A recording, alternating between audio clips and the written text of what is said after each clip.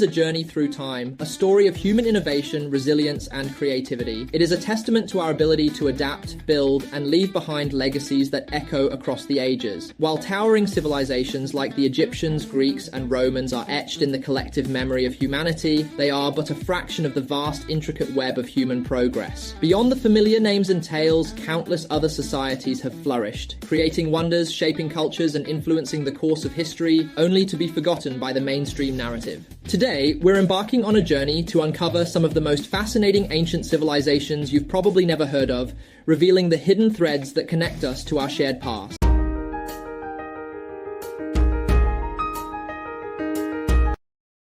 A time when fierce warriors painted their bodies with intricate designs, standing defiantly against the might of the Roman Empire. These were the Picts, a confederation of Celtic-speaking tribes who called the rugged landscapes of northern and eastern Scotland their home. They weren't just warriors, they were survivors, artists, and keepers of mysteries that still baffle historians today. The Romans, with their legions and ambition, tried time and time again to conquer the Picts, but these painted ones, as the Romans called them, Picti, were unyielding. They fought with a ferocity that turned even the most disciplined Roman soldiers back to the safety of their walls. How did a small group of tribes hold their ground against one of history's most powerful empires? Was it their knowledge of the land, their sheer courage, or something else entirely? One of their greatest legacies isn't their battles, but their artistry. Scattered across Scotland, you'll find mysterious standing stones carved with symbols and designs that seem to tell a story, but what story? No one knows for sure. Were they religious markers, ceremonial guides, or messages for future generations? The intricate carvings, some resembling animals, spirals, and shapes, seem to speak in a language that remains undeciphered. Imagine creating something so timeless that thousands of years later, people are still trying to unlock its secrets. What's even more fascinating is how little we truly know about the Picts. They left no written records, and much of what we understand comes from their enemies. So who were they really? Warriors, artists, mystics, or perhaps all of the above?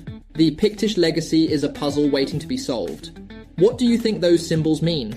Are they keys to a lost culture, or something even more profound? Drop your thoughts in the comments, and if you're as captivated by history's mysteries as we are, don't forget to like this video, share it with your friends, and subscribe for more stories that bring the past to life. Who knows, together we might just uncover the secrets of the painted ones.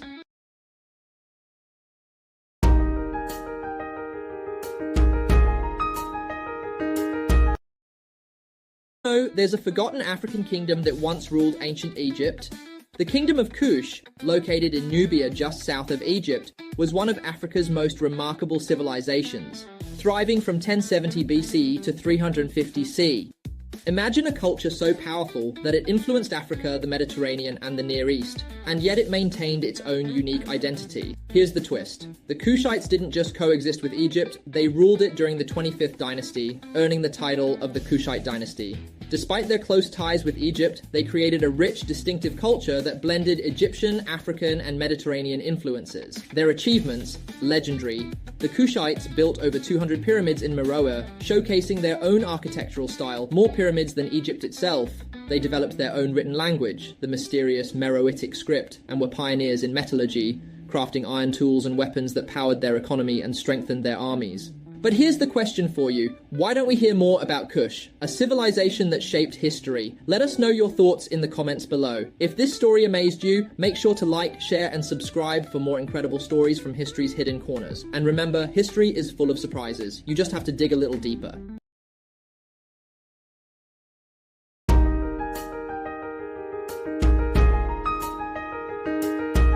Two stone tablets kingdoms don't come much more lost or forgotten than Tuana. When the Hittite Empire, the alpha dog of Bronze Age Anatolia, fell, Tuana was one of a handful of city-states which helped fill the power vacuum in what is now Turkey. During the 9th and 8th centuries BC, Tuana rose to prominence under a series of kings, of which only a few are known from inscriptions. Tuana leveraged its position between the Phrygian and Assyrian empires to facilitate trade throughout Anatolia. As a result, it amassed significant wealth. In addition to its strong trading economy, Tuana seems to have possessed great cultural riches. The kingdom used a hieroglyphic language called Luwian, but later adopted the alphabetical Phoenician script. It turns out this could have been pretty important, since Tijuana's position as a link between East and West put the Forgotten Kingdom into contact with elements of ancient Greek culture. It's possible that one result of all the linguistic interaction in Tijuana may have been the origin of the Greek alphabet. Not too bad for a kingdom you've never heard of. It seems Tijuana's central location and the disunity of the Anatolian city-states made the kingdom ripe for the taking in the early 700s BC. As the Assyrian Empire expanded westward, it rolled up each of the post-Hittite city-states along its way, until to controlling most of the Middle East. If that all sounds rather speculative, it's because up until 2012, all that was known about Tijuana was based on a handful of inscriptions and a few mentions in some Assyrian documents. The recent discovery of a massive city, believed to be the base of Tijuana's power, is changing all that. With such a large and well-preserved find, archaeologists have begun piecing together the story of a powerful and wealthy kingdom, which controlled trade through the Cilician Gates for several centuries. And considering that the Cilician Pass was like a highly compressed Silk Road, Tijuana's archaeological potential is tremendous.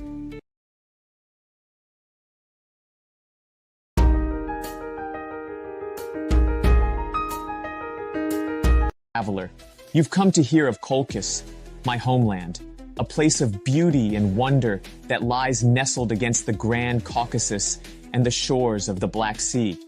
Perhaps you know our name from the stories sung by Greek bards, those tales of Jason and his Argonauts, who braved the seas and rivers to seek the Golden Fleece. But let me tell you, there is more to Colchis than myth. It is a land rich in treasures, culture, and wisdom. In Colchis, gold flows not only in legends, but in reality. Our rivers carry the glimmer of this precious metal, and our people have mastered the art of shaping it. From the hands of our craftsmen come ornaments and tools, each a testament to our skill and artistry. Kings and merchants from faraway lands covet our work, for they know it carries the spirit of Colchis. The Golden Fleece itself, they say, is but a symbol of the wealth and splendor of my people. Yet gold alone does not define us. We stand at a crossroads of the world, where the sea greets the land, and the mountains watch over the valleys. Here, merchants from distant realms come to trade their wares, silks from the east, wines from the south, and spices whose scents fill the air with wonder. In their wake, they leave more than goods. They leave stories, ideas, and the spark of knowledge. Colchis is a meeting place of minds as much as it is a marketplace of treasures. Our land spirit is woven not only from trade and wealth, but from the enduring tales that cling to its soil. The Greeks call us a land of sorcery and strength, where Medea herself, a daughter of Colchis, once cast her powerful spells. These tales, they are echoes of the awe our land inspires, carried by those who come seeking fortune or answers to mysteries they cannot solve. And so I ask you, what is it about Colchis that lingers in the minds of men? Is it our gold, our skill, or the tales that spring from our earth and waters? Perhaps it is all of these, intertwined like the patterns on our golden jewelry, telling a story that cannot be unwoven. What say you, traveler? Does my land call to you as it has called to so many others? Speak of it, share its wonders, and carry the tale of Colchis wherever you roam. For as long as there are those who remember, the spirit of Colchis will endure. For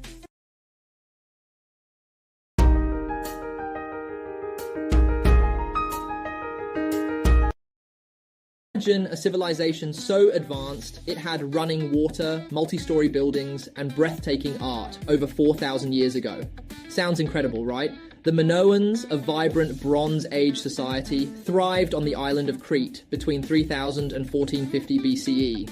They weren't just surviving, they were flourishing, creating one of the first advanced cultures in Europe.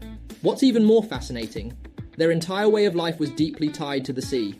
Through extensive trade networks across the Aegean and Mediterranean, the Minoans brought wealth and cultural exchange to new heights. And unlike many ancient societies, they seem to live relatively peacefully, no massive walls or fortresses to defend themselves. But here's where it gets truly jaw-dropping: their architectural and artistic achievements. Ever heard of Knossos? This legendary palace complex had features like plumbing, vibrant frescoes, and intricate designs that rival modern creativity. Their influence is so profound, it shaped the development of Greek culture and, by extension, Western civilization. Now, here's the big question. Could a society like this really exist without warfare? What do you think kept the Minoans so unique? Drop your thoughts in the comments below, and if this story blew your mind, imagine what else history has hidden from us. Hit like, share this with a fellow history lover, and subscribe for more untold tales of the ancient world. Who knows what we'll uncover next?